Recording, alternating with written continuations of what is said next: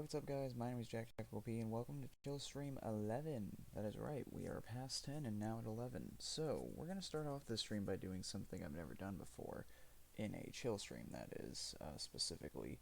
And, hold on, let's make sure this could potentially work. I want to see. Okay, good news. We do have audio from my computer. So, we're going to try something.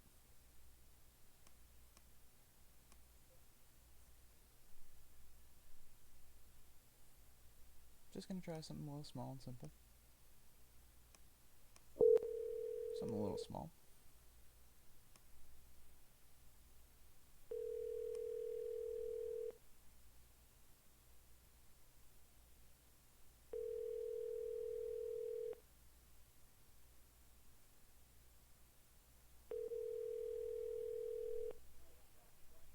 Misty? Oh, hey, guess what?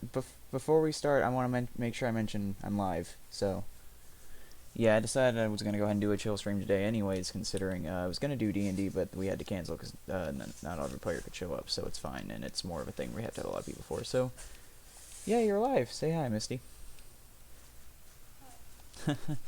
So, this call will probably be a few minutes. I just wanted to just get you in on one of them, you know what I mean?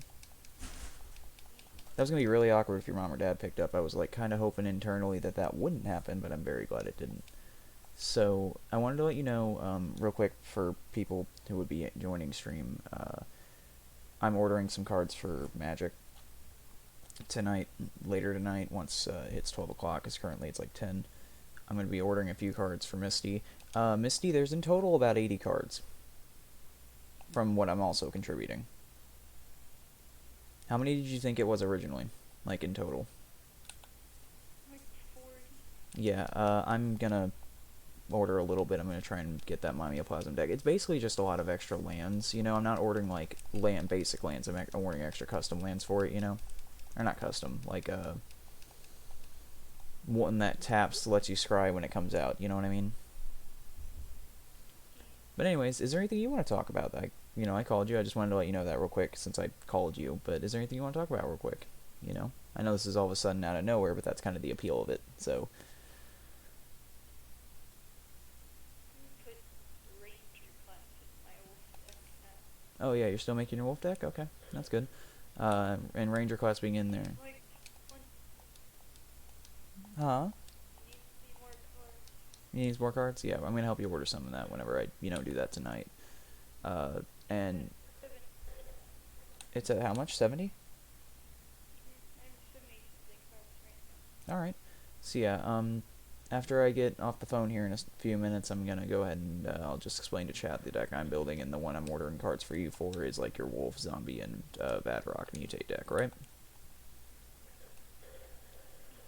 By the way, as a whole, what I'm ordering off that is about 50 overall. So if that tells you anything, like, and that's with your mutate ones you added. It jumps up to about 55 with that actually, but you know what I mean. Like, you were accurate, you were in the ballpark of like 5, you know. But yeah, I wanted to get you in a chill stream. Is there anything else you want to say? Because I'm thinking I'm gonna go ahead and get going just to explain all that stuff. But is there anything you want to add before you get going? My wolf deck has more progress than my zombie deck right now. That's good. That's good. Alright, well, I'm gonna get going. I love you. Alright, So I want more lands for my dragon deck. yeah, and I'll help you get those too for, like, whenever I head over to the card shop. Alright, I'll call you tomorrow at 11, okay? Or not 11, 2, okay? Alright, good night. Love you. Alright, bye-bye. Boop.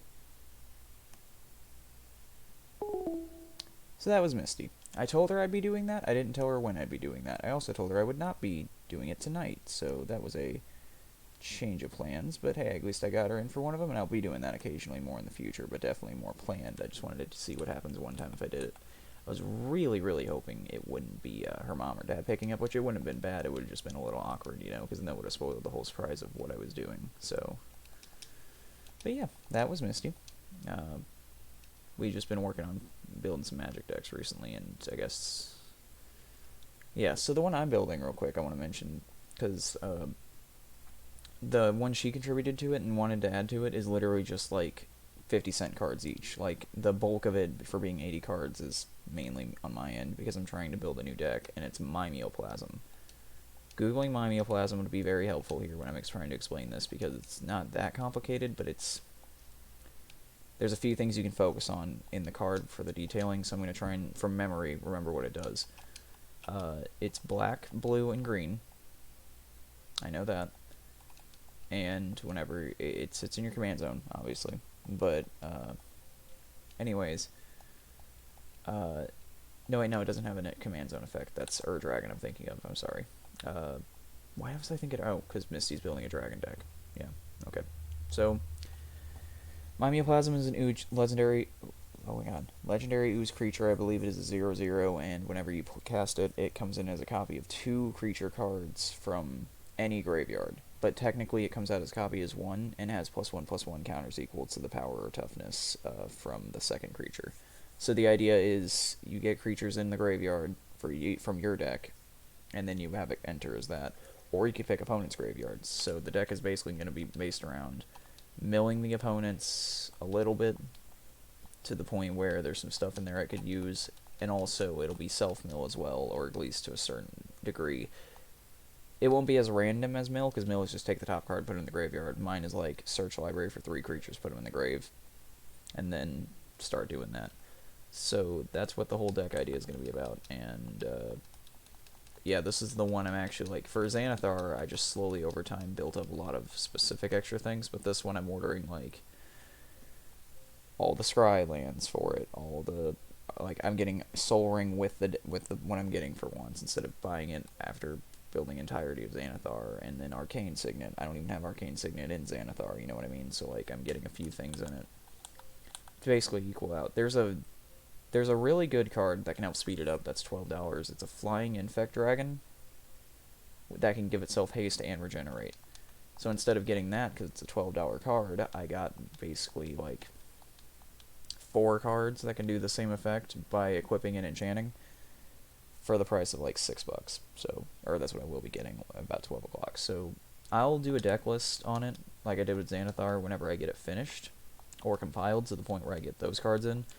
And then I will definitely give a disclaimer on the Infect Dragon that is something that could be added, but the Infect Dragon itself is $15, so not doing that. But yeah, especially because I have a budget cap right now, so I also got to get gold on, or like Xbox Live. It's Game Pass Ultimate, but I still call it Xbox Live Gold because, you know, I used to be a 360 player, so that's just what I still like to call it.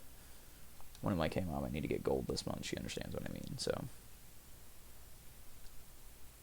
Or I need help getting it, you know, but it's fine. I'm actually really confused, because usually on the last, like, few hours, they cut it off to where I can't play Xbox until I renew it when it hits 12. But I'm actually, like, playing right now. Like, I'm playing Trove in the background, just walking around the hub, because, remember that dragon I was gonna get for, what the hell? Permafrost Mood Lantern. It's a lot of money. Anyways, so, wait, did no one buy that Primordial Flame? Wow, no one's bought that Primordial Flame. I put that up hours ago. That's worrying. I must have really manipulated the market on that. Or just no one's on to buy it. Like, that also could be a thing. It's Monday. No one's really paying attention to that. It's not a day for... It's the day where the week starts. The slow progression of a work week. In school. But I need to get 450,000 flux quick because I need to get this dragon egg, because it only goes up by 50k like every day. In fact, there is someone straight up selling it for $1 million right now. So hold on. Let me try typing 500. By the way, I have 150k right now. No, I have 300k. No, actually, how much do I have? Yeah, I straight up have 318k right now, and I need to get 450k soon, or I want to try getting for someone buys the Draco Lantern Dragon Egg, because it's just a neat little thing, and it's the last Dragon Egg I want to get before I go hatch dragons. By the way, for reference, I have 3 Diamond Dragon Eggs, and I can literally make a 4th one. You only need 3 maximum, but, like, I'm at peak on dragons. I just want to get this one for novelty, so... Hold on. 500 primordial.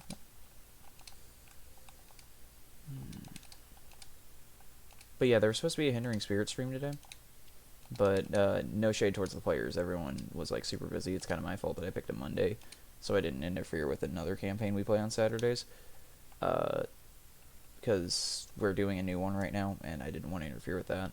I don't know when I'm going to move the live stream to now, but it'll be fine. I'll figure it out.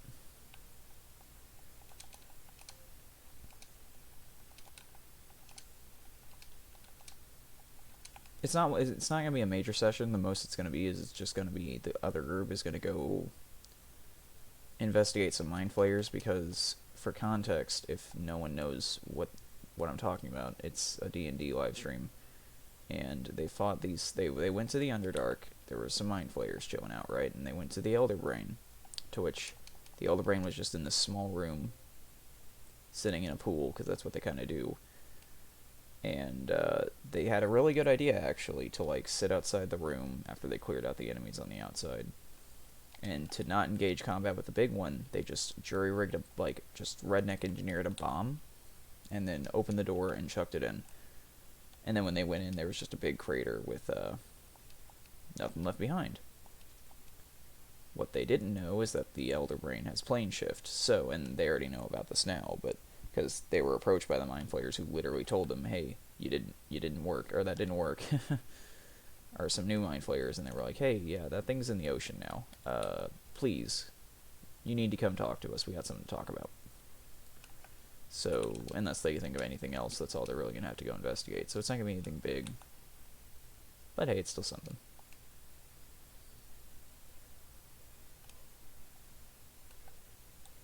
So that's also something to look forward to, hopefully, if you're a fan of that kind of stuff, for when we do D&D like that. But we'll get there when we get there. Plus, it gives me more time to actually iron out the encounter, because straight up, I'm trying to go back to my roots for me trying to be able to improvise a lot better for D&D. So I kind of didn't have a reason for the mind flayers besides, "Hey, you didn't kill the Elder Brain, now come fight us for the last time." Yeah, you know.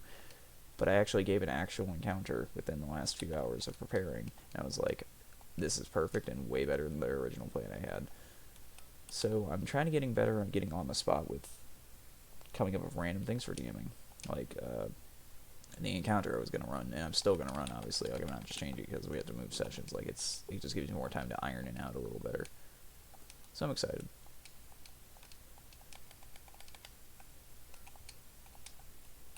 So, I'm about to sneeze.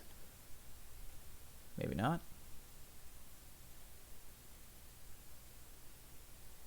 Maybe. No, didn't. Okay, we're good. My eye's watering, though. Like, my left eye just almost started, like, watering really bad there. Anyways, as I was saying, though, I have heard things about the new D&D book, the Monsters of the Multiverse one.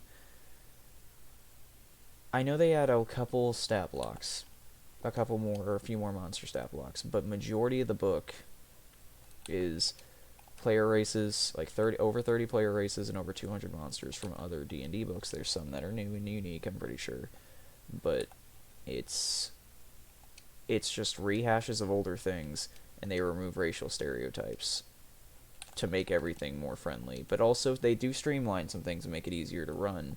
But also, I'm not really sure. Okay, controversial opinion. Who was complaining that usually people run orcs as big dum-dums with battle axes? And goblins are dumb too. Like, if you want to play a progressive character, play a progressive character. If your DM just won't let you because the book says you can't, that's just your DM. You need to just get a better DM or talk with your DM. But, like, I don't know, man. Removing fantasy or removing stereotypes from fantasy races, I don't know. I mean, real life races, hell yeah, that makes sense. Obviously, no, fuck off of racial stereotypes. But I don't know. I mean, that's not only what they did. I'm pretty sure from what I've heard of the book, it's actually added a few things that are really interesting. I think even monsters have proficiency bonuses now, and they even say, like, it can be viewed as two ways. It can be viewed as pandering, or it can be viewed as actual helpfulness, which I would view it as helpfulness. But here's how I'm gonna say definitely would be, like, for example, it says now, like, for a Mind Flayer, it'll say typically lawful evil or something like that. I don't know if that's the actual Mind Flayer alignment. I was looking at them earlier and I can't remember. It would say, like, typically lawful evil. You could view that as either pandering to people who are like, not everyone's like that, which I'm not saying that's my viewpoint. My viewpoint is more the other one where it's like, oh, that shows that you can go outside the norm. You do not have to be reinforced onto it. I definitely don't think you should go into, from what I'm hearing of the book, you should not go into it with it's just pandering. Don't go into that with that viewpoint. It does, I actually have seen a couple stat blocks from it on a subreddit I'm from, like D&D Leaks subreddit I'm from. It's not the one D&D Leaks, but it's one like it. And it shows a couple stat blocks because the book came out with a bulk set. And they were showing a couple of them giving demonstrations, examples of certain creature stat blocks to show what they were meaning. I think there's some room for, like, good potential. Like, don't go into it, like, originally I was kind of thinking it was just pandering, because, like, oh, we're trying to be more progressive, even though kind of no one asked. Well, no, it's, from a DM standpoint, here's what I'll say from what I'm hearing about it. Do not buy the book as a first book to get. There are a lot of stat blocks. It is like another whole ass monster manual. It is like, actually, I would even say it could be even a better monster manual, ideally.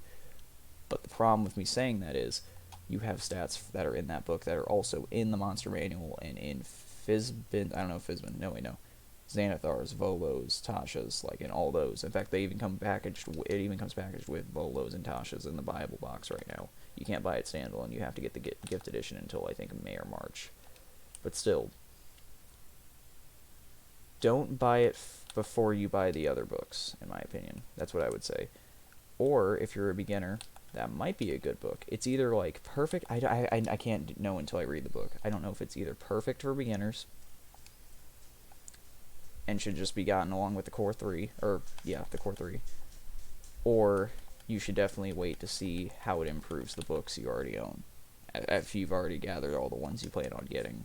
Or all of them, because I plan to eventually get all of them one day. Just like a life and like long-term goal. But $50 a book is kind of hindering that. But that's, again, it's a $50 book, so definitely, like, whenever I get a chance to read it, because I like, there's a bookstore like in town that sells it, and there's also a game store. I was even talking about that in the Call of Misty that I'm gonna head to soon to get her some few things. Not today, but like sometime this week to get her a few cards. They'll have it. Like, they'll have it in. I can quickly look at it and be like, do I want to pick this up? Because I don't currently have access to many of the books. So I could be like, would this be an early pick, knowing what all my knowledge I have now? Or would this be a later pick? Then I can probably give a concrete answer. So, but I know it's perfect for one of those two things. Like, I feel like it either strengthens the books you already own, because again, it's just it's complete copy and paste of the old stat block, but they just modify it. Or if it's better to get as a beginner, because it also can be teaching to beginners as well. It's just, I don't know which one it's perfect for, but from what I've heard, it's perfect for one of those two situations. I just, again, don't know which one it is. So, yeah, Monsters of the Multiverse is a whack book from what I'm hearing, but yeah.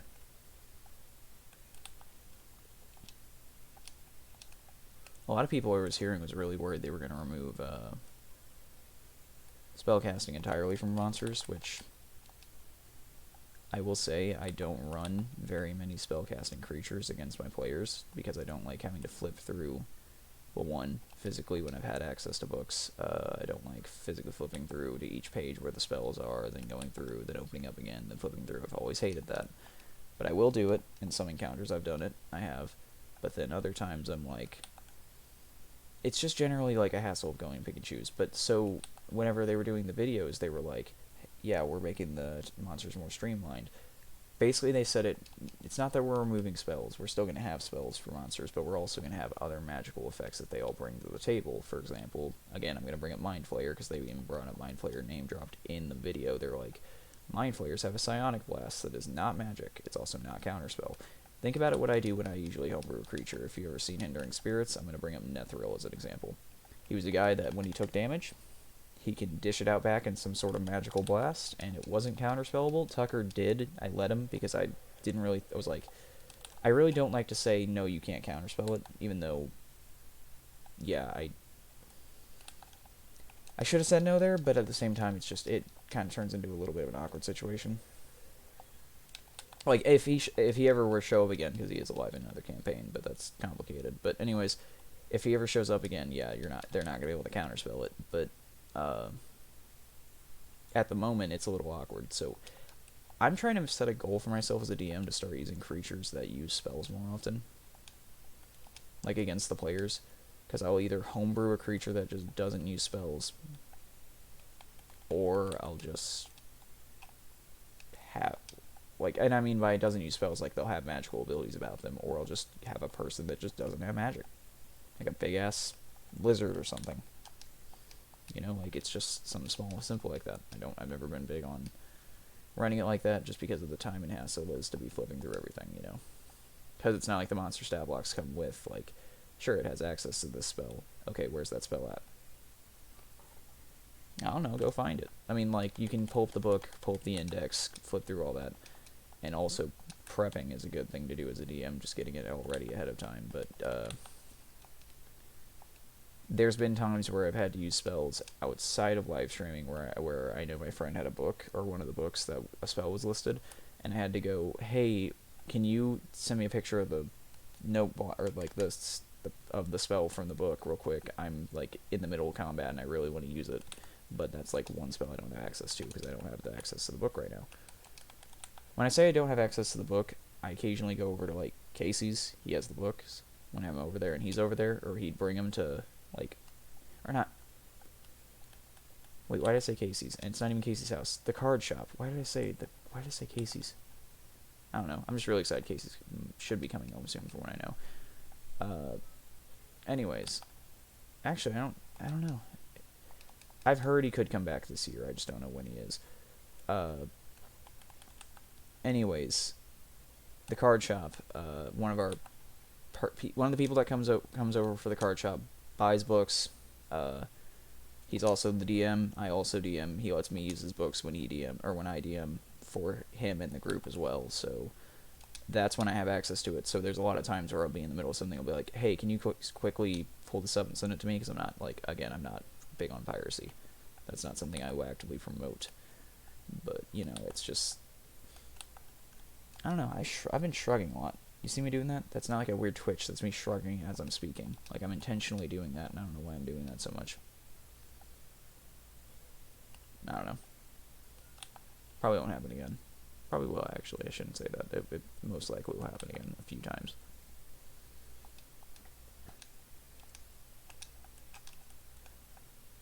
Primordial flame mining is fun. Okay, let's see how much we got. 472. 30 more, and I can sell another 50k, to which I'm going to go try and join a delve, because if I can join a delve, I can get about 50k-ish from the Shadow Tower bosses that lie in there. So, back in my day, we could just fight Shadow Towers. But also, nowadays, you get more for doing delves, but at the same time, delves are so fucking stupid to do solo, it's not fun. Also, the one delve portal I had earlier that was, like, really low level to go into, it fucking, the servers crashed the second I loaded in. So instead of taking me through the portal, it acted like I never went in, because I did go through the portal, and it was in the loading screen of me in the portal. But instead of ending up in the portal when the game crashed, I just was at the club world. I put the portal down, and I was just sitting there like, okay, well, there's my one chance to fucking get this done quickly. For reference, like, floor 70 is when things start getting to where it's like, if I'm doing it solo, I'm probably not going to be able to beat it fast enough. Like, I can beat it. I'm not going to die. I'm just saying I'm not fast enough. It's timed. I fucking hate that it's timed, but it's timed. I can never either get there fast enough or complete the mini, like, side quest thing fast enough, or I can't kill the boss fast enough. It's usually the boss that can't be fast enough. But if you get a floor that's at, like, a level 53 or 52, which those drop occasionally, you just get a portal that takes you straight there, I can go there and do it. For some reason, I get these portals that say minimum death, like, 12, which would be amazing to go to just to power through it all. But when I set the portal to it, because I just figured out how to modify that today, after like 4 weeks of playing, I can't modify it. Like, it won't let me take it lower than my... I know how to do it. I think I know what I'm going to do. Hold on. I think I just struck gold in my head. I was just like, big brain play. So, I'm noticing it tries going to what my class is. Whatever I put whenever I put the portal down, I'm noticing it's like trying to balance it to my class, which, yes, my numbers lie. I do a lot less damage than I'm supposed to for my level. But, ideally, I'm using my most powerful class when I set that portal down. What happens if I switch to a lower level class and put it down? Can I lower the amount at least to 50? 50 is the ideal for me because I can run through that for as much as I need to. Then it starts getting to about 65, and then I can stop and I can leave, and then I never have to come back until next week. So after I get this last little bit of Primordial Flame, I'm going to go there. I'm going to switch to, like, Bard or Vanguard. Probably Bard. Bard's lower than Vanguardian right now. You know, it's really funny. I bought Bard first, but I play Vanguardian a lot more. Not that I don't like Bard, but Bard is a little bit of a complex class that I still don't actually get what it's used for. And I'm also 90% sure its main use is buffing allies, and I have one friend that plays this game. It's Jack, and he's not always on, so there's not really a reason to play Bard, because I don't exactly have a squad to pull up with at any time, you know. And I'm not playing with other people like randoms a lot, because Trove isn't really... At least Xbox Trove, you're not going to find a lot of randoms about. Like, it's just not going to happen. You'll find like 3 people in each world you go to, and then the hub is the only place you can consistently find people. And the hub has no dangers whatsoever, so there's not like anything you can use the Bard buffs for. Now, this is just my experience with Bard, and I'm not trying to trash it. There could be actual people who do play the class, even though I see no one doing it, but I'm not going to say anything. It might just be because of how hard it is to get, and there also might have a lot more progress in another class, because by the time you get Bard, you're going to have so much progress in another class if you didn't just pay for it. But as I was saying, in my experience, it's not needed. I think it's mainly a drive to, like, it can definitely, like, help in delves, I feel like, what it was probably designed to do, because it came out around the same time, didn't it? Am I dumb? I don't know. I took a break, so I don't know what the order of what came out, but I definitely feel like... Well, I know it came after, at the very least, so there was delves in mind in the back of their heads when they released it, so... It's probably made for helping others. Like, it can do its own things. Like, it can fight for itself. It's just designed for more than, you know... more than solo play, which every other class can kind of solo play pretty easily. While yes, every class can kind of have a variety for affecting others. Like, I think a knight can put a shield up around friends and foes, or not foes, allies around the area, you know. But like, it's still a class that can swing a sword, or I have a hammer on it right now, but still, like, it can swing a sword and block itself just as easily, you know. Not every class also has something that buffs other people. For example, I don't think Pirate Captain does. I'm playing Pirate Captain right now, and that's my main. I don't think it has an active buff for other people. The only thing it has is a decoy that makes certain enemies just ignore you and hit the decoy first. I guess it could also not target other players, but I've noticed a lot recently that instead of going after the decoys, they'll go after the other player until that player either is dead or fucks off and long enough for them to go hit the decoy, which, again, sometimes they don't even go after the decoy still. Usually it's the bosses. The bosses are the main ones that never go after the decoys. So, like, meh, I guess. Like, yeah, sure, the idea for any game is just, any multiplayer co-op game, I mean, is grab a whole group and go in and pillage, but, like, I don't see that a lot with this game on Xbox specifically. Like, there's like 2 active clubs, like big clubs currently, that I see being advertised all the time, and that's it. Nothing else. Sure, there's hundreds, if not thousands, of other ones, but they're not like big club events and stuff. You know, it's just like something small and minor that, like, is a group of like 8 people maximum, and they're like a circle of friends that all know each other. So, I don't know. TLDR. Bard Guard is possibly useful. Vanguardian, though, is fucking amazing to run around with, just, like, listening to, like... Because he punches things, so it's just fun to listen to, like... Just anime OPs that involve punching, so, like... And just theme songs, so, like, One Punch Man, Jotaro's theme song, some random Dragon Ball fight music, I guess, just stuff like that. And just going around beating the shit out of enemies, like... I'm really excited for whenever I'm actually able to punch a lot faster with attack speed, because then I'm just going to be, like, lightning fast, and... Oh boy, that'll be fun. Because he's still really low level. He's like level 14. I need to get him to 20 so I can go through and get Crystal Gear on him. And then when I get Crystal Gear, I just gotta look for attack speed. That's the only thing I'm going to be focusing on. I don't care how much damage I'm doing. I just want to be able to throw hands as fast as possible. Physically throw hands, too. He has a second mode where he can actually shoot the equivalent of the same amount of damage he'd be doing with gun or with his fists. So... yeah, you can just swap modes at will, so he's literally throwing hands at that point. That'd be fun. In theory, anyways, but I don't know. Alright, let's sell this other 500, or get it on the market, I should say. Nothing is really selling right now, and then we're going to go test my theory. I've literally seen a YouTuber, by the way, on PC, change the difficulty to lower, and then it worked, and then he went in. But for some reason, I'm just not able to do that. I don't know why. Kind of pisses me off a little bit. Not that he's able to do it and I'm not. Well, actually, no, that is it, but not because it's him, just because I physically want to also do that. Jack can't help me in these because he's a little lower level than I am, and they're built to my level, or what the game thinks is my level, and it's not helping. So I'm... And then if he throws them down, it's the exact same issue. It's like right above where he should be, but it's not where he is, so he's also... I'm able to still help with it, but it's still like we're so slow in the end, it doesn't actually get anything done. Okay, let's see what we got. I want one with the minimum def, that's really low. Okay, minimum def 26, minimum def 35. Let's go with the 26 one.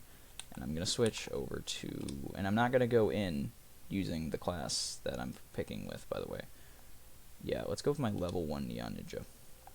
Okay, ideally, super low. That is def 81. Yeah, no. That is not what we want. Okay, so it has nothing to do with class. It just really... that's just the standard default one, I guess, or something. Or maybe it's still picking up my highest class. I don't know what it is, but it's doing something like that. So let's go back to Pirate Captain and see... Oh, okay, hold X on it. Minimum def, what did I say it was? Hold on, wait. What did I say? It's 26, okay. Hold X.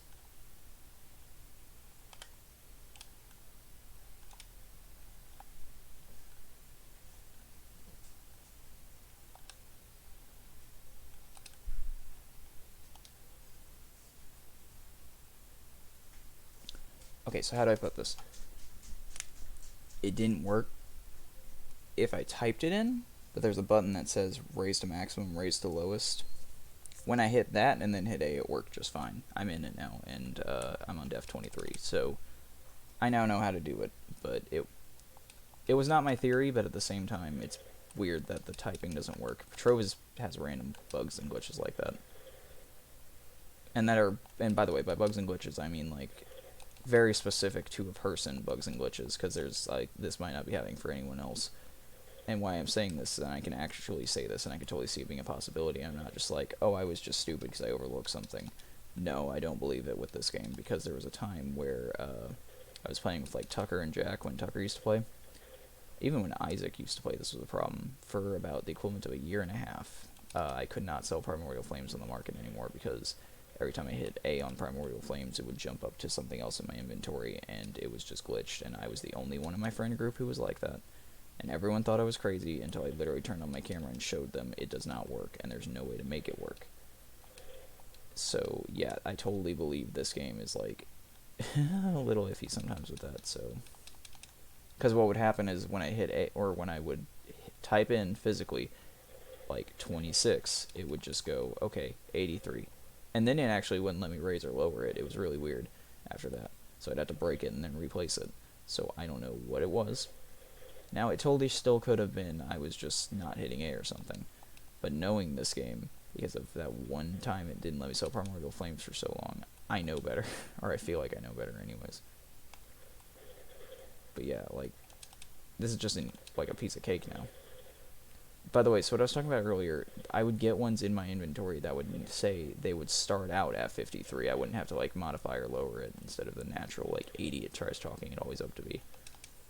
It would just start out super low, and those are the ones I would go, like, be begging that I'd have ready for next week. But this is obviously working now, so I'm completely fine. It's also weird that I end up getting, ideally the old, do I have been saying ideally a lot recently? I don't know. There's a word, usually every stream, that I'm saying, repeating a lot, and I don't know why. But in a, again, ideal situation, I feel like I've also been saying that, but in that, back in the day, anyways, I keep saying back in the day, but they've changed this game a lot from whenever I took, like, the 2-year-long break. Daughter of the Moon Ultra Mode was the basic final boss. And one of the delves I was playing in gave me a trophy because we killed her on, like, floor, like, 110. I was getting carried. And I got a trophy for her. Like, we've had a trophy wall in the club world that I've made for years, and it never had that definitely there, but I got one. And it was actually earned because, I mean, while I was getting carried, I was doing a very small smidge of damage, but I was there and I helped clear out enemies in the lower rooms, which that was hard to do, but I still managed to do it. It felt good. I mean, I was like, yo, this thing that I was doing. It's really weird. I want to hate delves for stripping shadow towers, but at the same time, they give so much benefit. But also, it could be looked at as well of like, oh, well, now it's not as big of an accomplishment if it's so easy to do. I don't know. I just like having something that I wasn't looking for a Daughter of the Moon trophy, but I'm saying now that I have it, it's like, huh. Because I've beaten that. So I haven't beaten Ultra Daughter of the Moon. I've gotten carried through that one time, and it was awesome. But besides that, I've never been through it all. It just feels neat to have, like, something. It's that kind of thing where it's like, it has perceived value to me, but only to me, because of past experiences that go along with it, you know? It's like a pet rock. Sure, it's important to the guy who owns the pet rock, but, like, it's just a rock to everyone else. You know what I mean? I don't know. Let's see. Probably going to be live streaming until 12, because then I actually got to bust out a credit card and get on a couple websites to order a few things. But, I don't know. It's really funny, too, because all 80 of those to package it for free shipping, and just shipping in general. I'm shipping it all to Misty's house, that way I don't have a card that she needs. And she'll have all the cards I need, but I won't have any of the cards she needs, because I'm just going to send it all to her house. So over the next, 3 weeks, she's just going to be getting, constant mail, which, that's fine. She wants it. She was asking me to order those cards. It's just going to be a little funny because her mom and dad are going to be like, what is all this shit coming in? And it's just cards. So it'll be really funny. Or I feel like it'll be a little...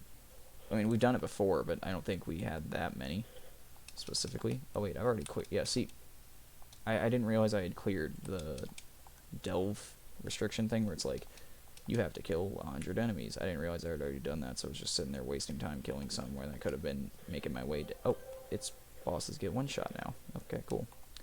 I don't do delves for actual loot. I do delves for Titan Souls. It's that kind of thing where it's not optimal at all, but I go by that thing where it's like, play a game how you want to. Oh, something else I should mention about trophies. I also got a Darknik Dreadnought one, like the other Shadow Tower boss that's right before the Daughter of the Moon. That's cool as hell. Something I've been wanting to do recently as well is... Actually, no, this has been in my head since I started D&D, because I played Trove before I played D&D. I wanted to do a homebrew where I customize and go through and make Trove classes in D&D with, gems and rings and stuff, and, actually make it, a whole new system, because I literally did that with all of Dragon Ball. I did that, and it works it operates through playtesting. We found problems, but it still works as a whole system. I call it. It's weird. I call it like we haven't had a version update, but it's like at the basis. I call it like the Genesis edition of it, but it's just weird. And I'm also never going to be publishing it because I didn't make everything with it. I did convert every single. I made a class for key user, and then which works for any race, but ideally you just play like a Dragon Ball race. Also, technically, it works for Monk. Like any of the moves are in for Monk, but I made like a 80-page long document that just details every single list. I went to the Dragon Ball Wikipedia and I went technique list, key blast, melee, all of it. That's like a transformation like Kaioken or something. And that document straight up has literally every single named move in the series. So I did that, and that took me months of work and like put into it. I did that, but at the same time, for the player's sake, and also I didn't want to get. I just, if there was something that was already out there, I used it in the like. I have a folder, and that has everything in it. The folder's literally called everything you need to run it, and then there's a player document or a player folder I send that has everything the players would need to make a character and level up said character and have access to every race, class, and ability. But anyways, Frieza Race I did not make. However, I did like errata for to make it fit the system better. The Frieza Race and class are the only, because it was a homebrew on the D&D wiki. Because apparently you can put homebrew stuff on there, and you can list that it's homebrew. But back in the day when I first started playing D&D, I used that, and I made a frost demon named Kuru, and I still had the file for the old version of it. They went back and updated it, which I don't like the new update, so I have the older version of it that is. Well, the reason I didn't like it is also because I did a lot of expansion homebrew for it, so like Mecha Frieza, Metal Cooler, Cooler's transformation as a whole, Golden Cooler, Golden Metal Cooler, Golden. No, Golden Frieza was on there. It was Cooler's forms that weren't on there. And I did all that. I went through it. Oh, and then like Angry Golden form. Because like yeah, Frieza, for some reason some of the games list when Frieza has like reddish eyes with it as a different form, which I think actually is technically, but it's just like it's like 100% 4 form. It's just a buff version of the old one. Continuing though, so I added that along with the old homebrew I did for those, and then like I found there's a Dragon Ball Z D&D subreddit where they make a lot of stuff. They made a whole system. They made everything like I did, except I did it in more of a way I prefer to run it, and my players also like. I mean, they haven't had a comparison of the two, but mine is not trashing them. By the way, it's way more in depth for what the picture of what I was trying to make with it. But I've taken some stuff from that and just I want to say errated it because I'm not modifying it. Actually no, I did modify that one. The errata one was because it was just a screenshot of PDFs because I took website to PDF for the Wikipedia one. But for like Cell, I took what they made and then I modified it a little bit to like for specifics with it, where I took because more than one people have like homebrewed like Saiyans and Super Saiyan before, you know what I mean? So I looked through what like I took the best parts of other people's homebrews of Super Saiyan, and then I also added like for example every single type of Super Saiyan, which is oh my god, I put so much work and effort into this and I can't publish it because I don't want to claim every bit of work as my own, but I did put a lot of effort in on my side. I might show it on stream one day. I'm just not going to publish it anywhere because I cannot claim the work as mine. Because one, also, Dragon Ball is its own property. I did not create Dragon Ball, but I basically wrote out rules for it for D&D. I didn't write the rules for it. Other people, there's no rules for it. It's just I've written a system for it to work in D&D as well. So like I said, I just can't publish it anywhere. Say one, it's mine because it's not. I have used a lot of other people's homebrews, and I've always been a very go for it. Like that's totally fine to do with home games, and that's what it is. It's not a live stream campaign. It's not. It's my own home game we do, and I just talk about it on the side, and that's fine. I don't claim any of it was mine. Now I will say I did go through and write all that whenever I did, but most of the racial stuff and this basically if it isn't the main move list document and the class itself, I didn't do it. And even then, the class originally was outlined by the Frieza. Oh, I didn't ever go where I was going with that. Since the Frieza race was one on its own, the guy actually did something interesting and made it to where you have to play the race and the class as one and the same. So when you level up in the class, you level up your races. It's not leveling up the race, but you gain transformations through leveling up the class. So I took the outline for that, removed the transformations through the class, and just made a key user. So technically, I didn't even make that either from scratch. I had to use that as a template to make everything kind of balanced in. However, some races are just purely dominant upon others, and it's just because here's what I did. People who homebrewed it in other places made it balanced. I'm not saying I didn't make it imbalanced, but here's what I'm saying. There's a difference between Frieza and Boo. Let's look at it like that for D&D. And so, like, statistically wise, if you get a sheet in any case in Dragon Ball, Frieza would whoop Boo. Wait, no, other way around. Boo would demolish Frieza. I'm sorry. I feel like I committed a sin saying that. Boo would demolish Frieza. Any form of Boo. With ease. Mop the floor. Golden Frieza as well, I kind of feel like, and I feel pretty confident saying that. I don't know why, but I really do. Actually, no, I might have to think about that one. But still, continuing on, though. Like, Namek Saga Frieza and Boo Saga Boo. No competition. So, why do I bring this up? In, like, the ones I was getting the sources from and stuff, well, they're pretty even with each other. Sure, there's moments where others shine more than others, like, let's say, Boo's ability to turn people into fucking chocolate. But then Frieza's ability to blow up planets, and technically Boo can do that too, you know what I mean? But it's just, I went with accuracy. Racial features can take you really far. So, like, for example, Majins can turn people into chocolate. Frieza actually doesn't get any planet-busting ability. The class race does, but also I also wrote in a way that the class race can take it, the stuff from the other one as well, because it's really interesting, because if you play the Frieza race, you naturally gain techniques as you level up. Specific techniques, by the way, they're listed in the class and race. But for the key user class, you literally have to either develop a move yourself, which is a system for doing that, creating your own moves, which I was very proud of making that. Putting that in there, because it gives a lot of versatility to players. Some moves created so far have been a little iffy and broken, but we're working patching that out. It's just basically, we just have to just say don't go overboard when making them. Don't give them enough freedom to basically just demolish everything, but give them enough freedom to put flavor into what they wanted to have their character do with their moves.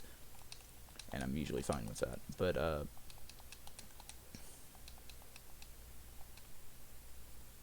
it's just, while people doing, like, the Dragon Ball Z D&D stuff in like places I've seen, it's pretty balanced with everything. Mine, it's not that it's not balanced. Like, it's balanced in a way that, like, they call them Frost Demons from the homebrew, so that's, when I say Frost Demon, I'm implying Frieza, by the way. But it's set up in a way that anyone could beat anyone, but also, like,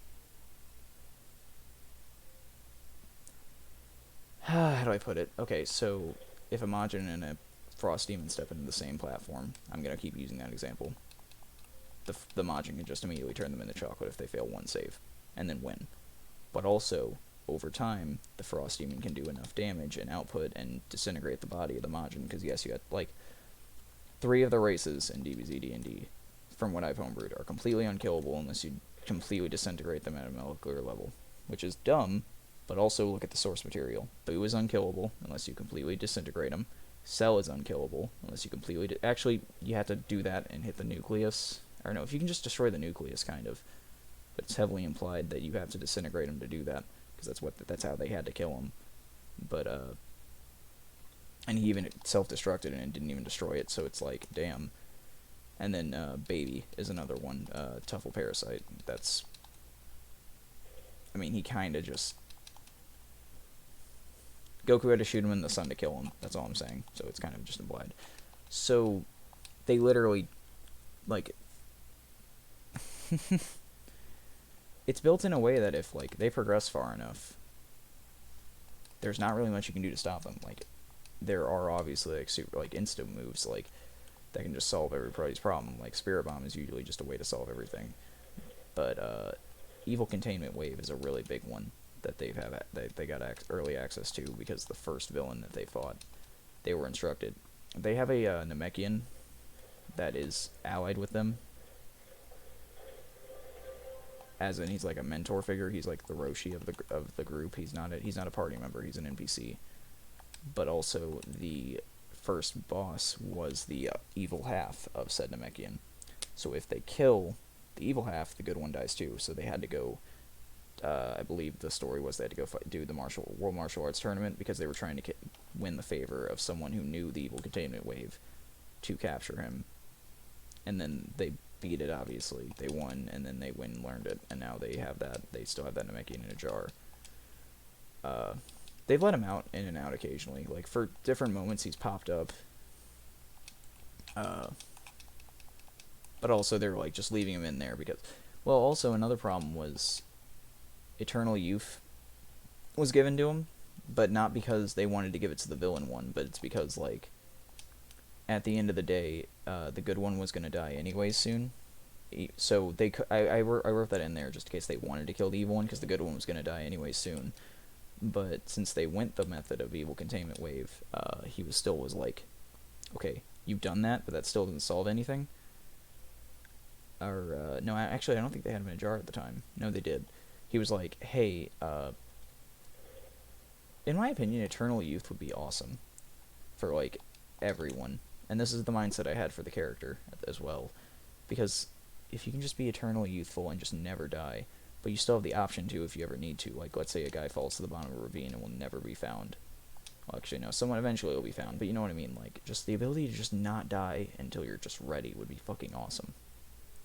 So he was like, okay, go ahead and do that, because if he ever needed to, or was just finally tired of it, he can just eventually just not commit, not live. Please don't demonetize YouTube.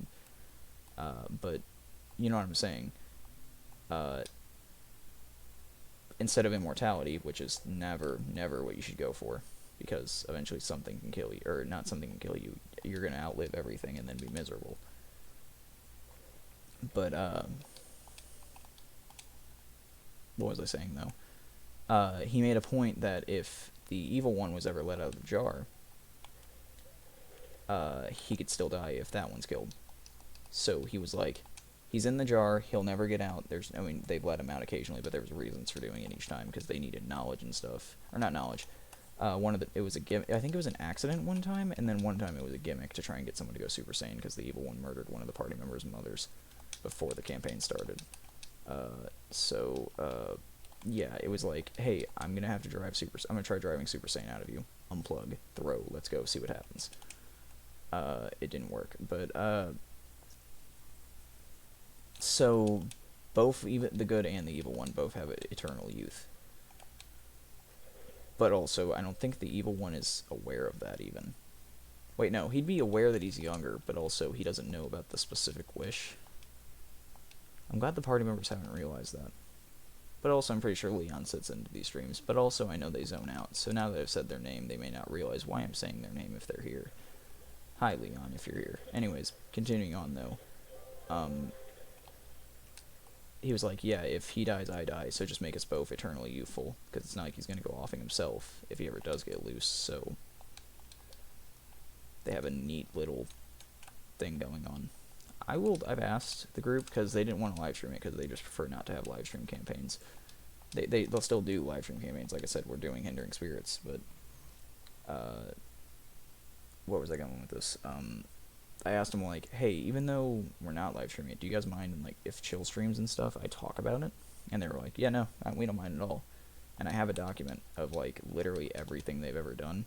Because I don't do it because I'm planning to read it out. I was doing it so I make sure I don't have to retcon anything. Or not retcon anything. I don't have to, because I forgot something. So, like, let's say I go, oh yeah, this character's here. Wait, he died last session. But I made a whole quest line with this character who already died last session, or like 5 sessions ago. Oh, I forgot he died. So now I have to either just go with it and say he got revived somehow. Like, I don't want a stupid thing to happen, so I make sure I make notes to remind myself. Like, and they're detailed notes, too. It's going to be kind of a thing I'm just going to send to the group after the campaign's over eventually when it does end. I'm just going to send to the group and be like, here's literally everything that happened. And it even has notes for, like, stuff that happened before the campaign, but it's written in a way of, like, this happened then, this happened then. It's written like a timeline of events without actual dates, because for this campaign I was like, guys, I'm not adding dates. Please don't make me add dates to certain events. Like, don't even make me make a calendar system. It's day, night, day, night. You'll know when there's a full moon, because you're monkeys with tails that transform you into a giant monkey whenever it hits the full moon. And that's all that matters. Like, I'll let you know, just don't worry about it. And it works for what we're doing, you know. And through playtesting, there is a lot of shortcomings that happen. Like, I've caught we've caught a lot of things like, oh hey, there's no reason to technically do this because it's actively weaker. But also the bosses are super weak because we can just throw the biggest. See, the idea is hopefully they'd play it kind of like, well, Dragon Ball, where you don't see Goku going into fights just starting out in Super Saiyan. Like, let's look at the Broly movie, for example. The new Broly movie, not the old one, where they needed to go all out at first. The new Broly movie, where Goku starts out in, like... I'm noticing something. My controller is fucked if I aim it, like, completely forward. It makes me walk super fucking slowly. It did this to me in Dead by Daylight earlier, and I was struggling as Nemesis, like, trying to catch up to someone. But, there. I, like, popped it out and popped it back in, but, anyways, as I was saying, what was I saying? Oh, yeah, progression rate. So, Goku started out in base form, and just was fighting Broly, testing how much he'd need to go. Then I believe he went Super Saiyan 1, then he went God Red? Did he go Red before he went Blue? He went Red, then it looked like he was about to go Ultra Instinct, and then went Blue instead. I don't know if he just thought to go Blue, or if it was like trying to go Ultra Instinct. They never really elaborated, I don't think, but he did that. He did not just jump straight to Blue and then just demolish. The players in the campaign, which by the way are the same people who play in the Hindering Spirits campaign, so I'm not like just actively trying not to name names, but it's been a lot of just throw Frieza's planet busting death ball in, and then just killing the enemies before there's really even combat. And then I did hear someone go, hey, we'd like it if the combat was a little longer, and I'm like, okay, combat could be a little longer if we stop using the biggest attacks at the beginning, because, you know. And then I started doing that, and then it got a little annoying, because immediately after I did it one time, we already had a player almost die, so I'm just saying, like, I didn't do it to prove a point. I'm just saying the character also was kind of just a maniacal maniac, because he was trying to hit 130 people that were just casually around as well, and it worked, but that also took a player down, so I was like, okay, slow it down a little bit. But it's just...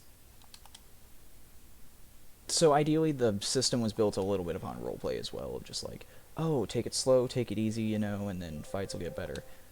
But it doesn't really work like that in practice, so I kind of gotta find a way to make it. And they've talked about it too, like they'll start doing that too, like they mentioned, hey, yeah, you're kind of right on that, but at the same time, I should not have to expect that of them. I know how that may sound, but I'm being legit here. I should not just expect that of them. They want to play the game how they want to, and that's fine, and I'm not trashing them for that. I'm not saying that's bad. I just need to be prepared for everything at once, which is never an easy thing, but I'm trying. So it's working really well. Like, we're gonna have to find a way. I think specifically, like, for example, they brought up like energy charge is not actually like, it's viable, but it's so viable in a spot where the idea for energy charge is, when I run it the way I wrote it, is I'm gonna go charge, someone else jump in. How they do it is they do it like, as there's, I just took a screenshot by accident because I dropped my controller. How they do energy charge is they're right in front of the enemy and they're still fighting, and they don't think to back up for a second to recharge. Or if they do, they're like, attack of opportunity is a problem when disengage action's a thing. But anyways, I'm kind of thinking it's my fault, though, because they know the enemy's going to be dead by the time they charge back up because of how combat's been going. Which I'm not doing anymore. I have my own trademark secrets of how I'm going to deal with that, to where combat's actually going to be something that is going to go on for a little longer, and not in like a difficult way or anything, but combat's going to be extended to the point where it's enjoyable and actually fun to fight an enemy instead of just like 4 turns of combat at maximum. And that's if we're lucky. So, just because the Frieza fight... By the way, the Frieza fight on Namek with Goku was, straight up, it was 19 episodes, I believe. It was like the longest fight in anime history. One-on-one fight. However, in the show, it's 5 minutes. Well, combat in D&D usually lasts... It can last a couple hours occasionally. And each round is considered to be 6 seconds. But if they only have... Okay, so 4 times 6, you know... That's not a lot. I don't know, man. Some fights last a lot longer than that, by the way, in Dragon Ball. I'm just using the Frieza fight as, like, the go-to example. So, what I'm going to have to do is, I have an idea for what I'm going to do, and I've even talked with a couple players about an idea similar to what I said, and they seem totally down for that, and it's not far-fetched, any, like, distant from that, to where they could be like, hey, that's completely different than what you meant. So, I'm pretty excited. It'll be a way to extend it, and then maybe after a few more sessions, I'll actually, maybe, like, I can turn in, like, these chill streams into just, or I can even have a stream where I just go back and recap the Dragon Ball Z D&D thing, and just be like, yo, this is what you need, you know, like, you all need to know this is the new drop of content and lore.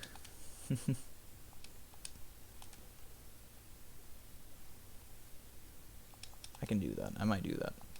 I might just have its own stream, just DBZ D&D recaps part 1, 2, then 3. Then go through until we eventually catch up, and then I guess after every, like, the next day after every session, I'll just be like, here's what happened. Now you might just say, why not live stream it? We just prefer to have private things, you know? Like, it's just a thing we're doing on our own, we're having fun with it. And again, it's still fun to have live stream campaigns, like, we still have Hindering Spirits, and we're fine with that, but it's also something that, like, preferably, you know. And another thing I want to mention, there will probably be more live stream campaigns after Hindering Spirits, probably not with the same people, not all with the same people. For example, I physically have not spoken to Haven, besides that one Hindering Spirits session we did a few weeks ago, in months. I know I can just call them up anytime we do one of them, but, like, that's the example. Like, it will not be the same people. Like, in the private games, sure, everyone, like, I hate to call it Haven, but literally Haven was the only one that's not been joining the private ones recently. But, like, for example, Alex isn't in the DBZ D&D one, she just didn't want to join that one, and Haven didn't either, obviously, but, yet Alex is going to be joining the Campaign 3 thing we're running, that's on the side. Or, not on the side, that one will be, like, the main one after Hindering Spirits is finally over eventually, which... It'll have an ending soon. Like, not soon, but, like... It'll just... Once everything gets wrapped up, you know, it'll all be good. What is causing my controller to do that? That is so annoying. I walk forward, and then it'll slow me down. Only if I walk forward, though. Okay, now I just fucked it up more somehow. It just had my left trigger pushed down when it wasn't. I was just like... pushing on it in like a really hard way to see if that fixed it, and like I don't know what it is. I'm gonna play around a Dead by Daylight after this. After I get through these delves, I'm gonna play around a Dead by Daylight and see if I'm still having that stop thing I was doing with Nemesis, because I thought it was the map I was on, which was Artist's map, which was giving me a problem. But also it was so annoying because I had to crab walk to catch the survivors. I had a 4K that game, but I had to crab walk to do it, which is not preferable. But also, I think that looked so intimidating, just to have someone, like, staring you down, walking next to you, just sprinting, like, staring at you the entire time, like, eyes are locked on you. Like, I felt like that was an intimidating thing, but, I don't know.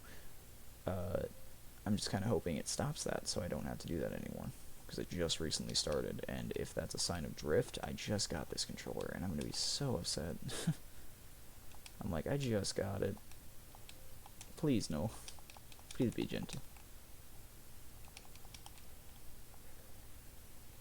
I kind of wish, or see, I would be just finishing up Xanathar with instead of the 2 proxies that are in it. I would just be going and finishing up that deck, but for Brewback and Ristic Study, which is $50. But I'm also needing to make a second deck that can actually keep up with my friend Isaac's decks, because of the decks he built. The deck types he builds is all competitive, mainly, and then if he makes a slower paced one, he then converts it to a competitive variant of it. So I have to keep up with it when I have a very slow. It's usually 1v1s we're playing. My Xanathar deck works really well, actually, if I have enough time to prosper and build up. If I have like 5 turns of no one fucking with me, I can build up a decent board, and then I can actually have a fighting chance. But I shouldn't need that long in a deck. Like, the way, from what I'm going against, by turn 1, he can have both of his commanders out, because he's playing, there's one where he has 2 commanders, and then by turn 2, he can have one with another deck, and then turn 3, actually it's usually turn 4 if it's 5 color. But, like, it's just, I can get Xanathar out turn 2 if I wanted to. It is difficult, but I can. It's just a matter of, and that's mainly with my online one with, like, Mana Crypt, but, what the fuck? Personalized chest, Jack Attack MLP. What is that? I didn't get anything special from it. Okay. I have like a personalized chest appear after beating one of these bosses. Anyways, so, and this is not to trash Isaac. Isaac is making incredibly successful decks. It's just what he does. But what I did was, for this one, is I literally got a competitive version of the Mimeoplasm deck with a deck list, and then I looked up ways to get cheaper methods to do it, which is what I'm doing. No, don't do the fucking slow walk thing. Don't do that. Just don't. Anyways, where was I going with this? Shit. Basically, it's just a cheaper method of what the... And honestly, I kind of prefer it to do the method I'm thinking of right now. Because the way it was before was, I put the Infect Dragon in the graveyard, and I put Craterhoof Behemoth, and then also Blightsteel Colossus in the graveyard. Google the card names if I'm talking about, if you don't know what I'm talking about, but if you do know, okay. And then I'll put another random creature card in the graveyard too, like Jinkataxis, Core Augur, or however you say his name, the Praetor from Phyrexia. Anyways, so I'll use the Legendary Infect Dragon, which I don't know how to say the name of it, so I'm not saying the name, where that has haste and regenerate if I pay black. And then I put Craterhoof Behemoth, or Titanotherex, that's another one. Put the counters from that on it, and then just swing and win the game from people who block or attack, or who I'm attacking, if they don't have removal. Then, yeah, and that's just what I do, which is incredibly... Casey hates it, but I enjoy it. It works, and I did that, but instead of that dragon and Craterhoof Behemoth and fucking Blightsteel, I just have, like, I do have Titanotherex. He's a incredibly cheap card. He's Godzilla, for people who don't know. That's the card base for Godzilla, and he's a 11/11, so it's a pretty good card, but you just get a way to cheat that out with Infect. For example, like, I just have like I just found a cheap random flying Infect that was like a 1/2 or something, or a 3/4, one of them. Anyways, and then you just put the 10/10 counters from, or 11/11 counters from Titanotherex, and that's still enough Infect Poison to kill someone, and it's flying. It just doesn't have haste or regenerate. Then that's where other cards come in, like Trailblazer, or is it Swiftfoot? It might be Swiftfoot Boots, that give haste and Shroud, I believe, to... Or no, it's Hexproof and Haste to target creature when equipped, or to equipped creature, and that's a 1 equip. Easy.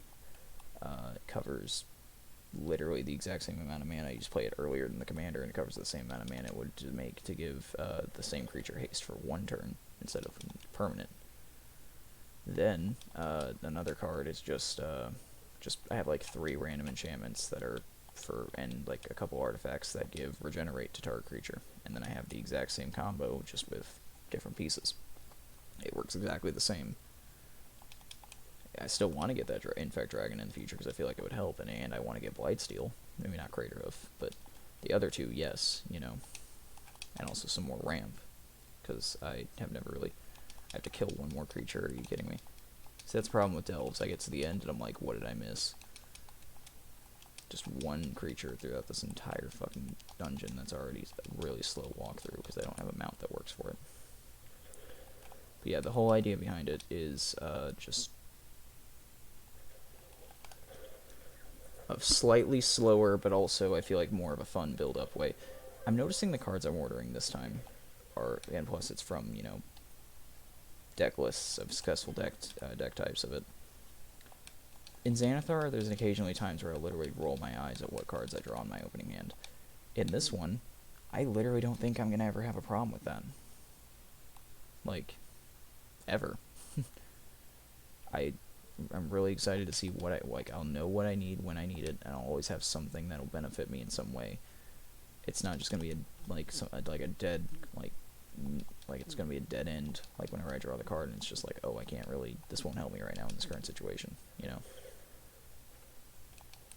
The way it's going to be is I'm just going to have one way of, I'll probably have, a method of ramp, at least one artifact that gives mana, at least a special land, if not just a regular land too, maybe a creature in hand. Like, I'll have stuff that will actually give me places, and that's interesting to have a deck that is like that, where not a single thing is just not getting me anywhere. Xanathar has times where I'm like, an example, for a 1v1 with Xanathar, I have good cards in there for multiplayer, like Paradox Haze, which gives me 2 upkeeps. What that means is, for Xanathar, at your upkeep, you pick a target player and you play the top of their library. If you have 2 upkeeps, you can pick 2 different players. But if it's a 1v1, that's just a card that doesn't fucking work. Unless you're playing with Replicating Ring, which I do have, but if I steal someone's Mana Crypt, I have 2 chances to die every turn. Or not die, get hurt. Mana Crypt at the beginning of your upkeep, you flip a coin. If you win the flip, you don't take damage. If you lose, you take damage. It's 3 damage each time, so I could kill myself faster with someone else's Mana Crypt because I don't own one. Or, like, it's more detrimental than positive for me.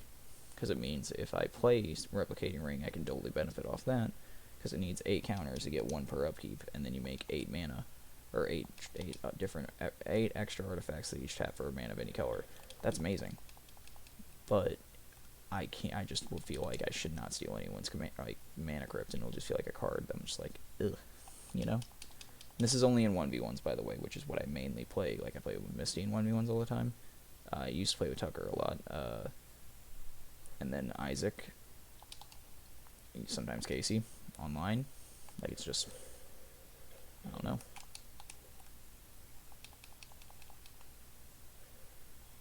I do not know. But with this one, for what I'm seeing, I can see how each and every one of these cards is going to individually help build up something in some way. And if it doesn't, I have ways to, I can just mulligan, or I have ways that some of the cards even have, like, stuff like cycling in them, so real easy.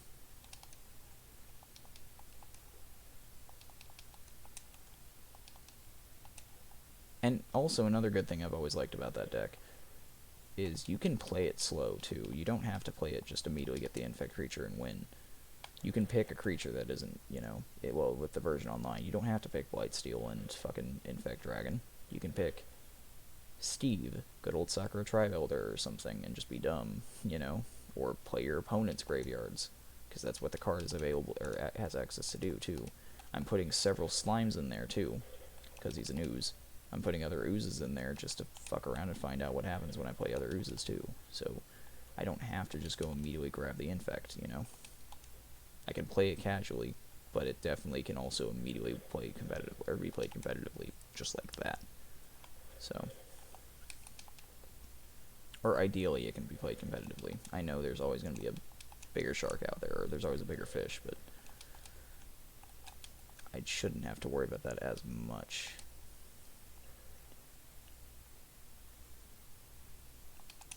Why I built Xanathar originally was I was playing with Tucker and Isaac specifically, and those were the only 2, and Misty occasionally as well, but Misty wasn't the reason that, because I was enjoying, I had another deck, it was a Luna, that I was able to keep up with Misty with pretty easily. But then Isaac started dabbling in competitive, because Casey was helping him get into competitive, and then Tucker had a precon, so it was interesting to say the least, but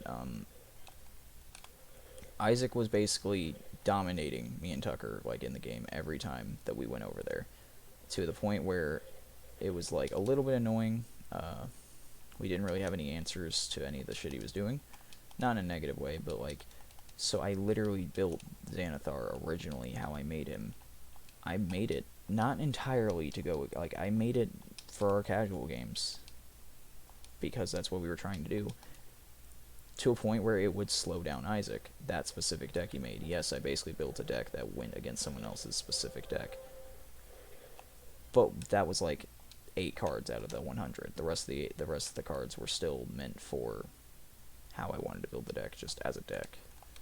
Never, yeah, and then immediately after I did that, by the way, from what it sounded like at the time, he was totally going to keep that deck going, but soon after, he just, scrapped it and then built Reaper King for land destruction, because he went to shop and then didn't like, playing, he was playing Tybalt, specifically, the Valky God of Lies Tybalt, the one that flips, and he kept stealing her stuff, so I was like, okay, you like doing that, I'm going to do it too, I'm going to play Xanathar, and then I saw the Tolarian Community College video on it, and that is a very funny video, but I did not build it the same way. I built it mainly unblockable, and I call it tax attack, because if they attack me, something will trigger.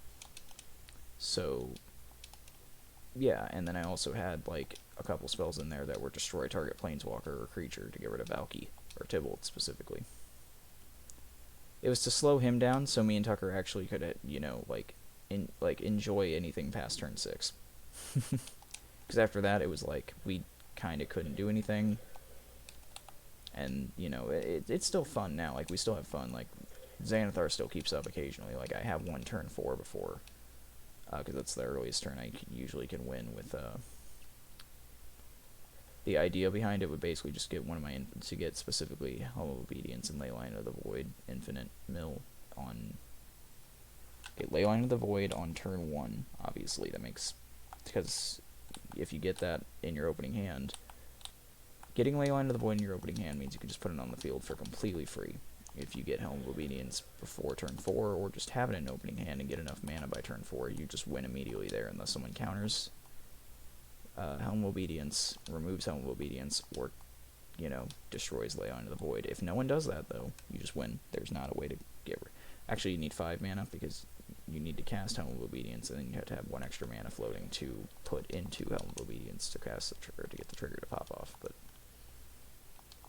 You see what I'm going for here. It's already 11:30. 30 more minutes, and I get to... Actually, here. I can test it, because I might be able to do it now. If it lets me buy Game Pass, that means, because it's daylight savings time, I can go get the cards. So let's see.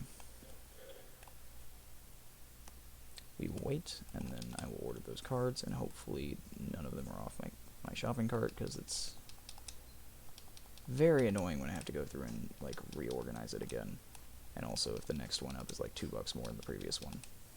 Okay, let's see what happened. Ah, okay. I do have to wait a minute. Or I do have to wait 30. Okay, we can wait that long. But, yeah. I'm excited.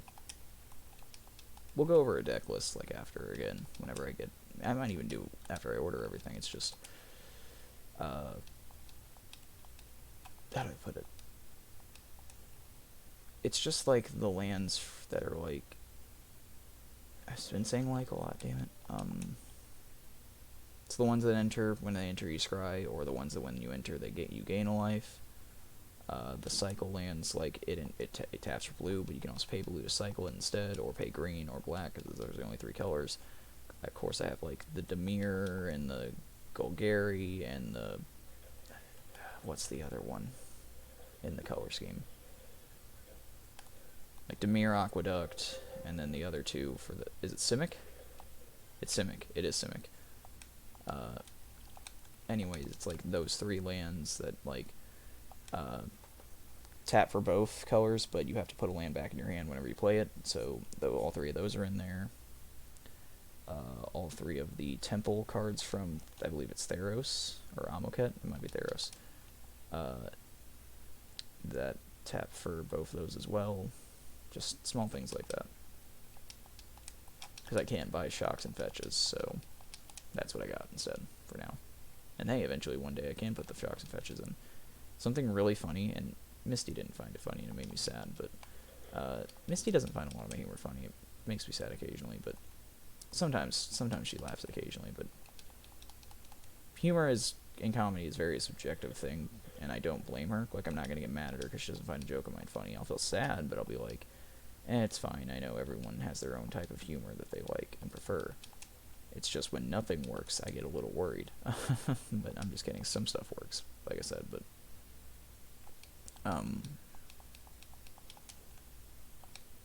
it's, what the hell? Oh, fuck. I see why I messed up a previous delve before. It says it says clear all the enemies in this room, but there's no enemies in said room. So it's just like an automatic, I can't do anything. I immediately lose and then I have to leave. So, thanks, Trove. I completely, like, can't think of anything I was talking about before now because of that. I'm kind of sad now.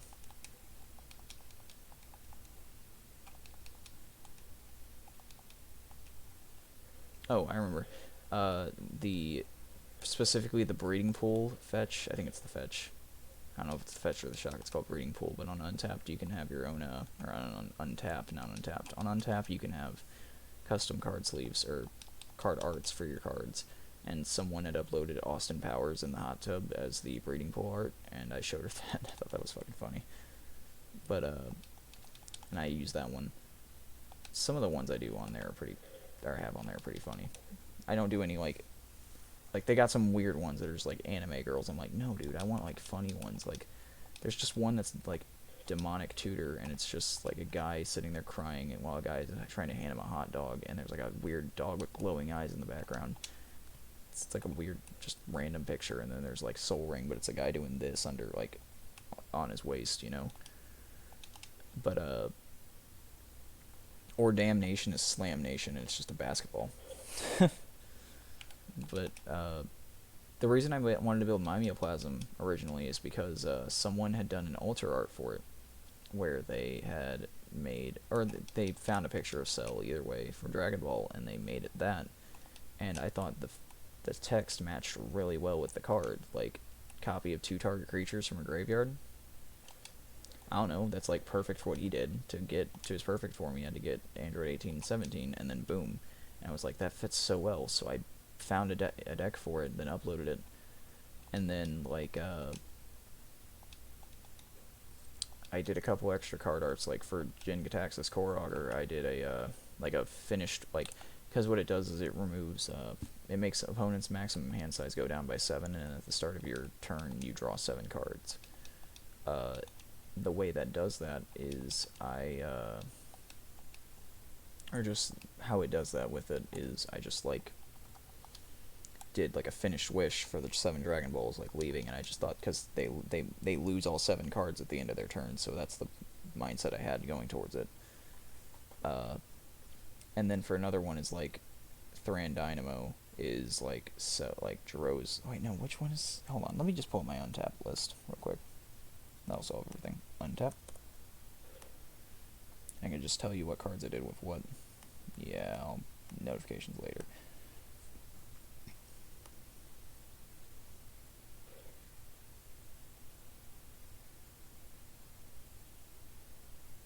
Thran Dynamo, it is Thran Dynamo, where I just did, like, Cell growing in the tube.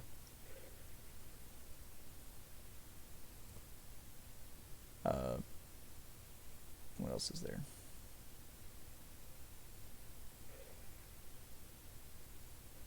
Temple of the False God, which I didn't make, or I didn't, like, edit, but someone put one where it's Mickey Mouse saying it's a surprise tool, it'll help us later. Search up what Temple of the False God does if you don't know what it is. Let's see what else is there. There's the Soul Ring. Yeah, the Blight Dragon is the one with the infectors. Don't know how to say his first word in his name. There's Breeding Pool. Wait, that wasn't Breeding Pool, that was Reflecting Pool. Massacre Worm is just the Alaskan Bullworm from fucking SpongeBob, but again, I didn't do that one.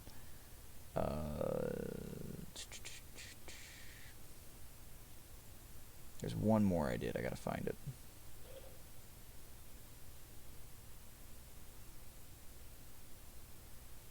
It was Demonic Tutor. Oh, for Damnation, I didn't do the Slam Nation one. I just thought that one was funny. Instead, I had done, what's it called? I did Cell when he's about to explode in the show. So like about to blow up, and then it's a quote on it I put was, "Sorry, King Kai, but this place was the only place I could think to bring him." It's when Goku brought him to King Kai's planet. I think that's the only ones I did, because yeah, that's the only ones I did. Buried Alive is really funny because it's I'm not gonna explain it, but it's that manga panel where a girl got a guy pressed against the wall and she's like telling him not to scream. If you know the one I'm telling you about, you know what I'm talking about. But I thought that was really funny for just Buried Alive that someone put that one on there, so I got that one on there as well. But that's like the only one that could be like not safe for work considered to be. But it's not even nothing shown, so it's fine. I want to play Untapped on stream one day with like Casey and Isaac, or at least recorded, because then I could show you guys stuff like those ones, and I feel like that'd be really funny. Alright, let's open 18 Titans Treasures. Watch that not even be over 50k. Yeah, no, we barely got over it. What else did I get? Wait here, let me scrap anything that is not... Yeah, forget these banners. I already have that one scrapped, but let's scrap it again. Okay. Fuck this bomb. Trophy case. Cool. I like trophies. Condensed cave milk. Crystalline glowing caches. Open all those. I need to beat a couple more of those because I'm really close to having the magic find thing trigger for it. Let's go to the club world and drop a few things down there, like, you know, the several amount of wall trophies I just got.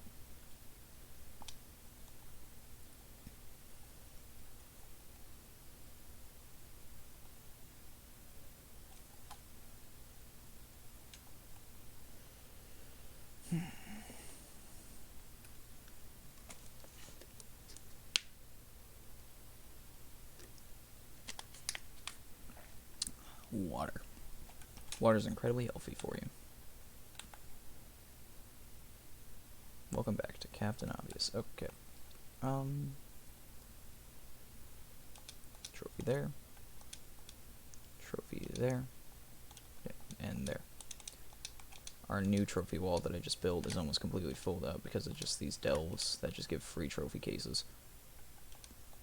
And it feels weird. Because I just put it there like 3 weeks ago. No, not 3 weeks ago, like 2 weeks ago. No, it has been 3 weeks, hasn't it? It's been a while. Weeping Prophet wall trophy. Okay, we're just collecting the Shadow Tower bosses, aren't we? Didn't I already have a Weeping Prophet one? I might already have one somewhere.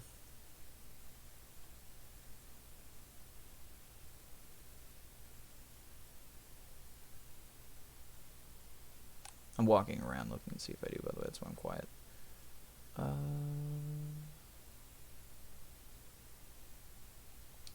I'm 30% sure now.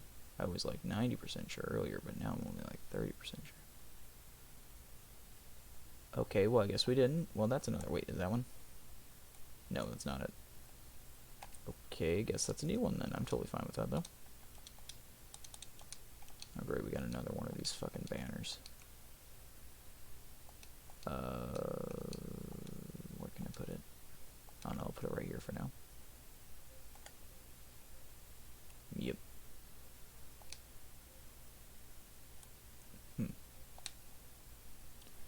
20 more minutes.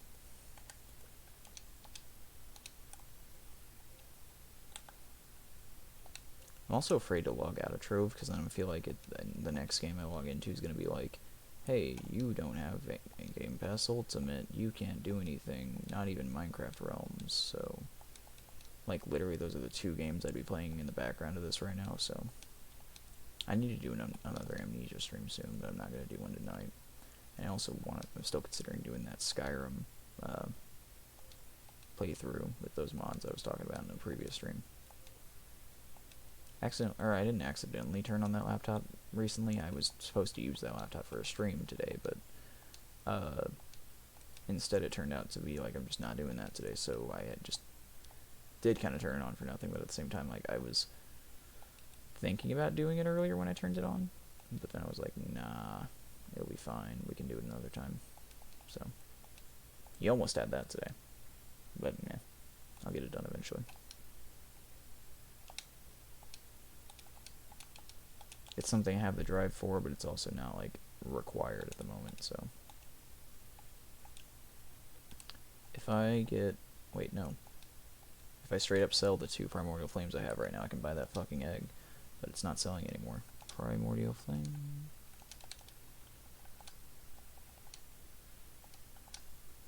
Primordial flame. 500 for 50k on MP.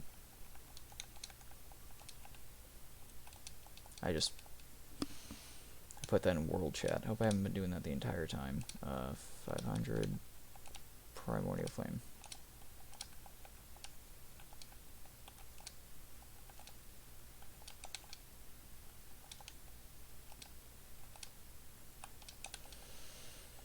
Hmm. 50k on MP. K is it on global this time? Probably should check that before I typed it, but yes it is. Great. Good. Now if 2 of those sell right now, I can buy this dragon egg and then be happy. I mean, I'm already happy, but I mean, like, because, like, for example, right now I have, because I mentioned the 3 dragon eggs I have already, but I also have 3 diamond dragon eggs, 1 dormant dusk, 1 dormant new year, 1 dormant siege, 1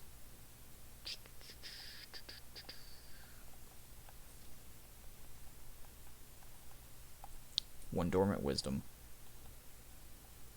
and a dormant Infineon dragon egg. Like, I have, like, some of the good ones already. Like, the wisdom one is from Trove of Wonders, but, or fragments of wonder from Trove of Wonders, but it's still just, like, the last one I want to try getting, because then I'm gonna, actually, here, let me go to the hub and see if I can even, like, turn those into dragons right now. I think I'm too low on dragon coins because of something I did. I don't know what I did, though. It's probably, Luxion. You can just sell dragon coins for, like, to him. He's a merchant, and he'll give you items in return for it. So, we'll find out whenever we go check and see if they're craftable. Also, my hair looks weird today. It's just because I took a shower, and it's probably just not... It's dry, but it's just, like... I don't know. I was maybe wearing headphones with it. Is that guy's head on fire?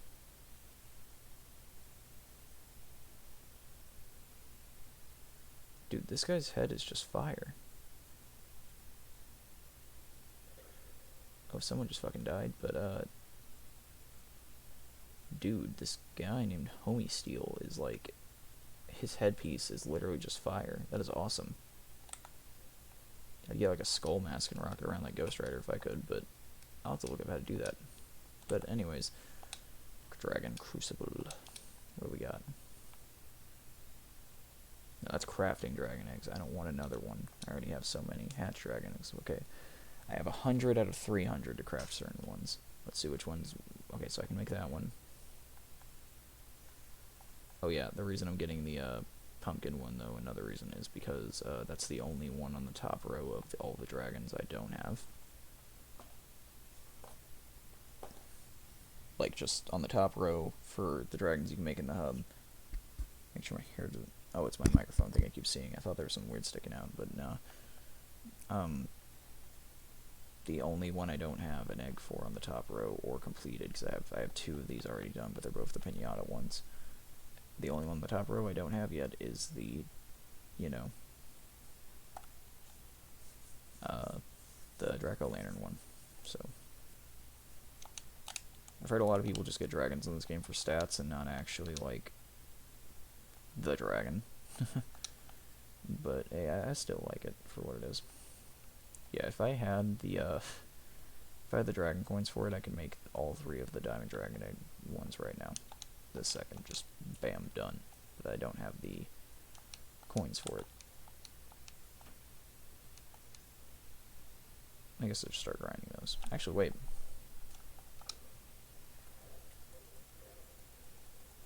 Let me do math. Cheat here. Let me do math real quick. Pulling up the calculator.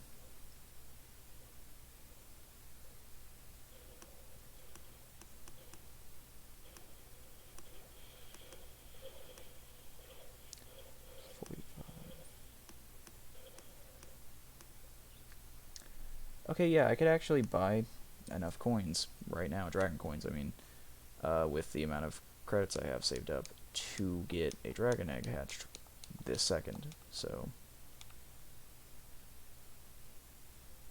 Do I wanna, is the question.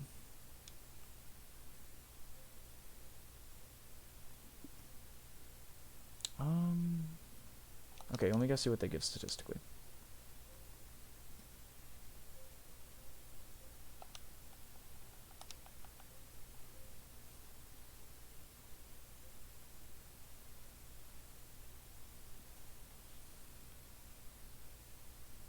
They...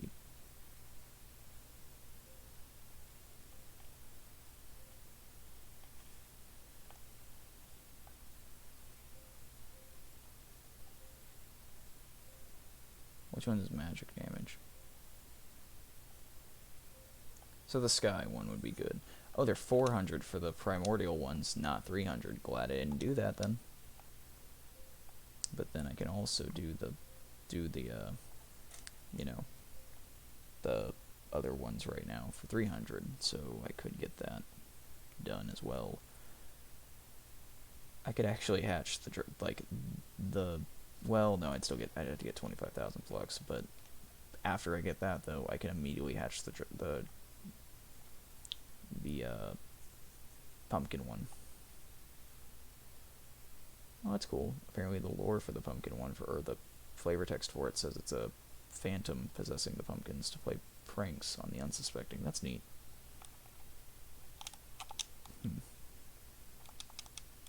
I might get the wisdom one first, though, hatched. Wait, what does the wisdom one require?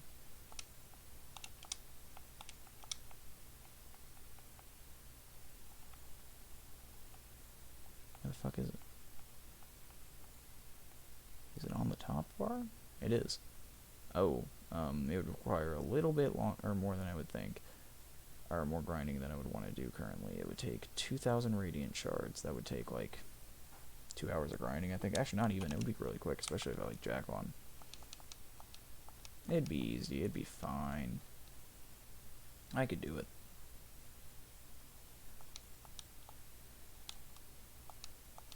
I don't know. Overall, though, this stream, glad, you know, getting more comfortable with these, like I said. Had Misty in one, too. That's going to be a more common thing as well, but... You know, like I said, hopefully I'll let her know ahead of time, like, before I call this time. I just thought that'd be really funny to... Not trying to be, like, mean to her. I'm just saying, like, I thought she'd even like that a little bit, to just be, well, one, included, but two, like, in it all of a sudden, I feel like is interesting.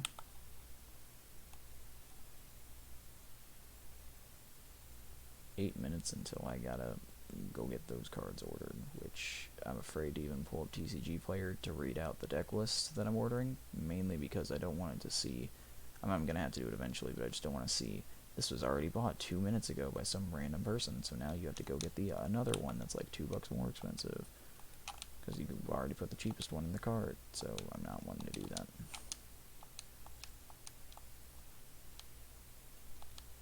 There's already some of the cards on there where I can't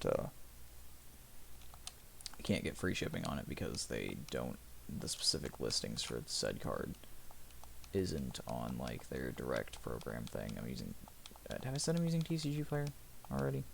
I think I have. What the hell? Someone just built, like, a really tall tower on their cornerstone instead of, like, a cornerstone. Let's look at this.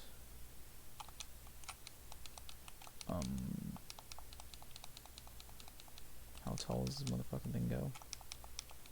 Oh, he's still building. Oh, there's someone else jumping up here too, but I'm just gonna like pass them because I can do that. I have like 20 jumps. I see jumps as a symbol of status in this game. Not really, but like, I don't know.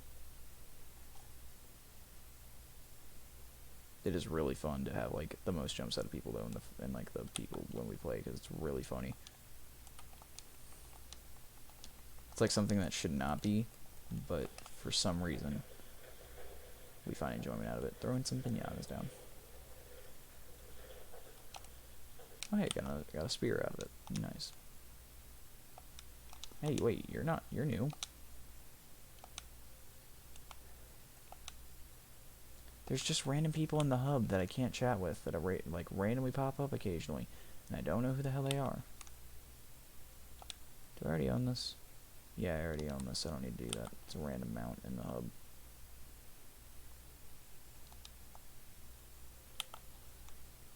Alright, so what I'm going to do is I'm going to go ahead and log off Trove, because I'll wait till tomorrow to where hopefully someone buys those before then, because before that egg specifically loses its listing, because someone else buys it or someone takes it down, because I'm going to buy that as soon as I can, then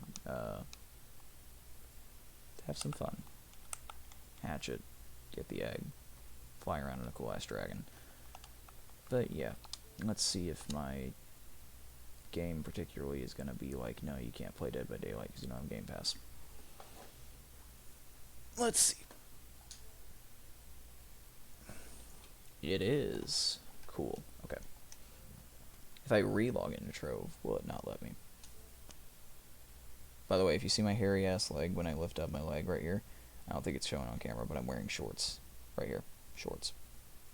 So, if you only see the leg, don't think I'm not wearing pants.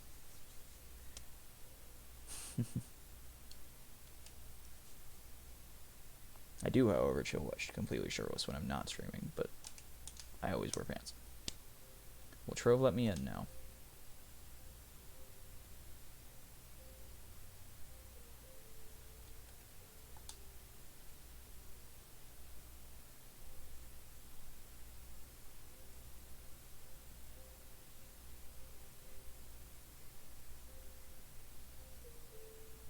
It did. Okay, so it's pick and choose. Good to know.